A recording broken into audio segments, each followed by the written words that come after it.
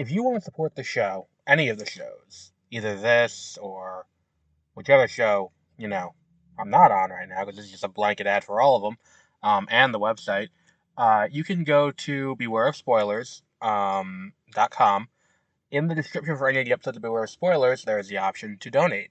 If you don't want to donate that way, you can donate directly through the website. We do have that, mwpnews.com. And if you don't want to support that way, then going to mwpnews.com will help out because we have ads there. We don't want to keep it, where there's a lot of ads. There's a few ads. But the point is we want to make it so that way, we can sustain this for the long term. If people donate, we're never going to paywall anything, I don't think, as of right now. But if people, start donating, we'll start doing cooler and cooler stuff. Like donations are how we get to cover stuff like Tribeca and other, film festivals. And, we may be able to bring on more people to help out. So if you want to help out the show and you want more content from us, by all means, even just going and giving us a 5-star rating on Spotify helps out a lot. But that's it. That's the only ad we'll have on the podcast ever. But here's whatever podcast you're going to be listening to.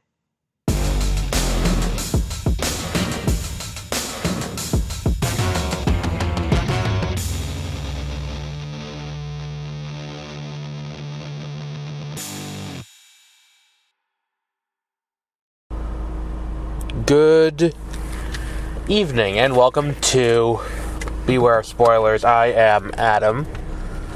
We're here to talk about Transformers 1, a movie that I went into with very low expectations. And now I want 15 more of these. If I can get one of these every, 3 weeks or so, I'd be very happy. People who listen to the show know I'm not the biggest Transformers fan on the planet. I'm not exactly, huge into it. It's one of those things where it's like I was born in the sweet spot where Transformers has kind of fallen by the wayside. Because, I think that it really is an 80s thing. And I was born in the mid-90s, or in the early 2000s. Transformers wasn't as big. I had a few toys, but it's not, it wasn't that big a deal. By the way, I want to just address this real quick. I saw the Sonic trailer in the theater, because I'm like, what's the Paramount movie that they're going to be plugging before this? And it's Sonic 3, and let me just say, the orchestral, slowed down version of the theme from Sonic Adventure 2, it hit in the theater when I saw that. And I saw it in a mostly empty theater, so I was like, oh fuck, yes, this is going to be great. That's not what we're here to talk about, though. We're here to talk about Transformers 1. And for those who don't know, this is like a prequel animated movie about the origins of Optimus Prime and Megatron. And what caused their eternal conflict and all of that. And I think for the most part, the movie handles a lot of what it's trying to do pretty well. I think it's not perfect, but I think they nail enough of the third act to where I'm like, fuck yeah, give me more of these any opportunity they can. It's something else.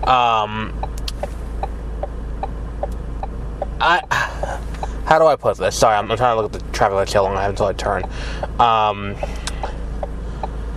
I think that the thing about this movie that really works is the transition of... Sorry, I was distracted by a text. The shift from D23 into Megatron is kind of cool, and to see that kind of split. I would have liked if they had given us more time with the characters almost. I think the set piece early on where, the race set piece, which I think is kind of one of the bigger issues with the movie for me, it detracts from time that could have been used to lay out a little bit who these characters are in relationship to each other and what it is about them that makes them friends. That's the thing, is that it's this is very much a tell, don't show kind of movie, which I think is kind of a commonality across a lot of the Transformers movies that we've gotten theatrically recently. This idea that we can't exactly lay out all we need to over the course of the show's runtime. So the issue becomes, like, it's got to tell you a lot of things, like I keep saying D23, D16, and Orion Pax are friends, because the movie tells you they're friends. At best, what you can glean from their relationship is they're co-workers making the best of a situation they're not thrilled about. Like, neither of them really want to be in that situation, so they're kind of begrudging friends, like, because they're both in this common shitty situation. Like, but, like, you up until the end of the movie, you kind of just like, well, you know, Orion's good at convincing D20. They keep calling him Pax, too. I don't know why they would call him Pax and not Orion, because, like, Pax is the last name. Either way, it's like the idea that, like, he's gonna keep like, what, it just doesn't track for me that these two are you know, are social friends. Like, I don't get that sense that there's any, like, love between the two of them. Like, I get kind of a you know, it feels like Orion can kind of use D16 to do what he wants, and then, like, D16's, like, begrudgingly like, well, I can be convinced into doing it. But then beyond that, it's like, you don't really get the sense that they're friends, which is kind of a big deal for what the movie is. For lack of a better way to explain what this movie is, it's basically, it's very similar to X-Men First Class. We have these two people, they both want to do what's best for their community. They just have very different ways to do it. So this is the beginning of the schism between the two of them that leads to the conflict that everyone knows. And to that end, I think that, you know, we need more. When you do that, you need to spend more time with them and not as much time kind of developing the conflict. And I think that, again, it's kind of the thing where it's like there's kind of this rolling canon when it comes to how they handle the Transformers, especially theatrically, which I think is what they're kind of basing it on, where everything is just kind of a little confusing because everything is kind of a little contradictory. Each time they go out, there's a different way that they decide to, you know, to handle the you know, the Decepticons and the history. Like, that's kind of the oddity here. So there's really no good concrete way of doing it. And I think the other big detriment for me is I'm not a huge fan of Chris Hemsworth in this role. I don't think he has the gravitas of, I don't know the name of the actor who plays Optimus Prime in the main live-action Transformers movies. But like I said, I'm not a big Transformers fan. I've covered The Last Knight, and I've covered Rise of the Beast, or whatever the fuck the last one was called, on this podcast. And before that, I had seen Transformers and Transformers 2, and I think 3. I didn't see the 4th one, but I did see Last Knight. And one of the things that I kind of, you know, get is, like, I'm not a huge fan of this shit, but, like, Optimus Prime goes up there on screen, and the way that he's performed, I will go into battle for that man, robot, whatever we want to call him. I will go into battle for him, because he has there's a gravitas to his voice, and he can deliver it in a way that I'm like, fuck yeah, this is life or death stakes, I'm in, I'm here to help, what can I do? Who am I fucking up? Let's go do it. I don't get that from Chris Hemsworth in this movie, even as we get toward the end. And I think the issue that I have is, too, the movie's just a little too long for it being what it is. Like, had they, again, shortened the race scene, I don't need to see the entire race scene, I don't need to see them get to the, you know, getting to, and to an extent, I don't need to see them, you know, and the two kind of go together, because the entire reason they show them going to, you know, the starting line, so they can fall onto it, is just so that way they can show the jets they're going to use to kind of jump ahead. I don't need to really see that. I think the scene with, you know, introducing Bumblebee goes on way too long. Like, even though there is a great Key and Peele callback with A-Tron, like, it takes too long to get things going, that by the time I'm sitting there and it's like, I had to get up to go to the bathroom at one point because I'm like, how far into this movie are we? And again, it's a story of like, look, they go out to, to the promised land, they go out to try and retrieve the leadership matrix, and then they can't, like, and then they got to go back and expose how, Sentinel Prime, who's the bad guy of the movie, has been kind of a liar. Well, not kind of a liar, explicitly a liar the entire way through. Which is kind of my other weird thing with this movie, is that usually, and we just talked about this on 30-minute reviews earlier in the week with the Batman, where it's like, there was that article from Hard Drive where it's like, bad guy very agreeable until he suddenly takes a bad turn at the very end and does something ridiculous. And it's like, that was the issue with the Riddler, where it's like, the Riddler, you understand where he's coming from, and you're like, oh, so he's killing corrupt politicians. That's not good. You shouldn't kill people, but I understand where he's coming from. I get why this person who's been fucked up by the system so many times is stepping into this situation where he is deciding to take matters into his own hands. I understand all of that. I get all of that, and it all works, and it tracks. I don't understand, and the movie doesn't really lay it out, why D16, Megatron, feels he has more of a claim for vengeance than anyone else, that he would make that turn. I understand if he's like, look, we can try, like, I think that that's kind of the thing that they need to do a little bit better in the movie, is kind of lay out the difference of opinion, being like, look, I know people aren't going to be swayed just by seeing evidence to the contrary of what we've been told all our lives. I know we will not be able to fix the problem by doing that. We need to do something bigger, more bombastic, and we need to, we need to not just go out there and show them, but we need to go in guns blazing, fuck them up, shoot first, ask questions later, nuke it from orbit, whatever we got to do. That's what we got to do to get rid of Sentinel Prime, because he went and killed everyone. He killed all the Primes, and he's working to kind of keep us enslaved, so that way he can live a life of luxury with other people like him. And that's the thing where it's like, you watch this and you're kind of like, oh, there's something they're trying to say here about class. It's kind of not dissimilar from the Hunger Games, where it's like, keep the poor people overworked so that way they can't do anything to overthrow you, keep them intentionally held back, and then you get the situation at the end where it's like, oh, so we'll give everyone the power back, and all of that. It's literally, they've defanged the power from the people in this, and by the time you get to the end, that is what it is that causes them to rise up. I would have liked to have seen him show a more violent tendency early on. But I think the issue is, you can't have Optimus be leading him then to show that that's the way. Like, it's weird, because if you have Optimus then lead with him up until that point, you end up in this weird situation where it's like, but you knew he was like this and you took him with you anyway. Like, what the fuck? Like, why do you think that was a good idea? That doesn't make any sense. It's a weird tightrope they end up having to walk, and I think that they don't quite walk it well enough. So, number one, the heel turn that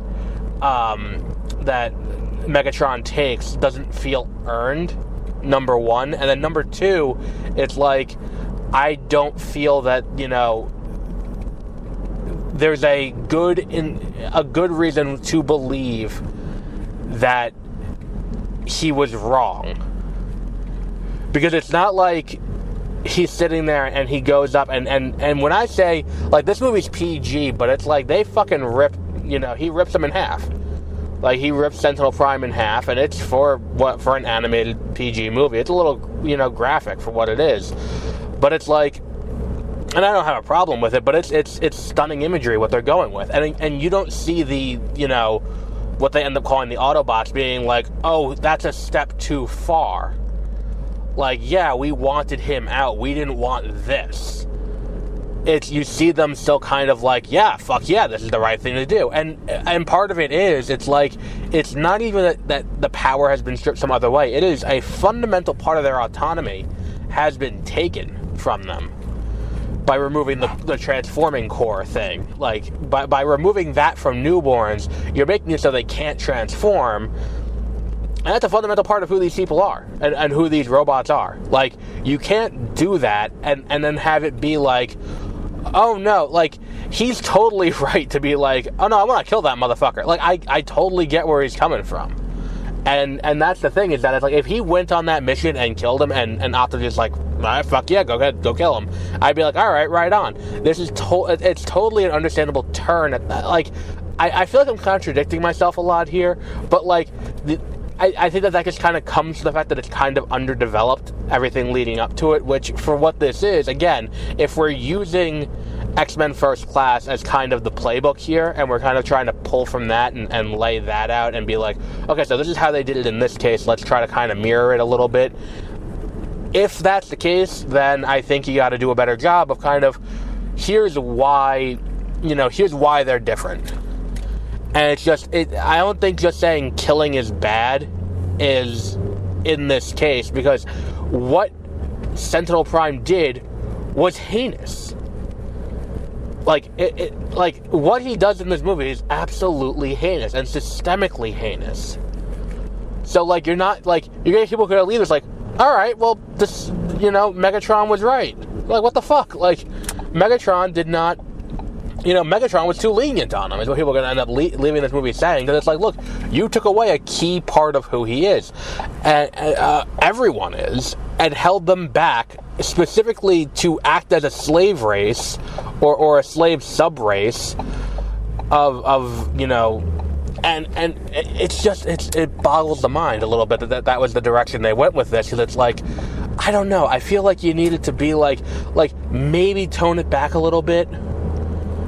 Like, maybe tone it back, maybe don't have it be the core of something that they're born with, that, like, you need to have the Energon and the Energon supply being held back, because then it's more roundabout. It's still the same thing, but it becomes a little more ambiguous, where it's like, I don't know, it just kind of feels a little weird to me that it's like, that's kind of the direction they went with this. I'm like, I don't know, I don't think we necessarily needed to have,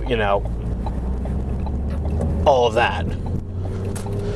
But I really enjoyed it. It's the kind of thing where it's like, I want to see more of this world. I want to, like, if I could come back next week, I think I said this last year with not Song of Ice and Fire, Ballad of Songbirds and Snakes, where it's like, if I can come back and watch, and watch this every month, I'd be thrilled. Because I love the way that they lay this world out and all of that. And I think this is one of the stronger Transformers movies.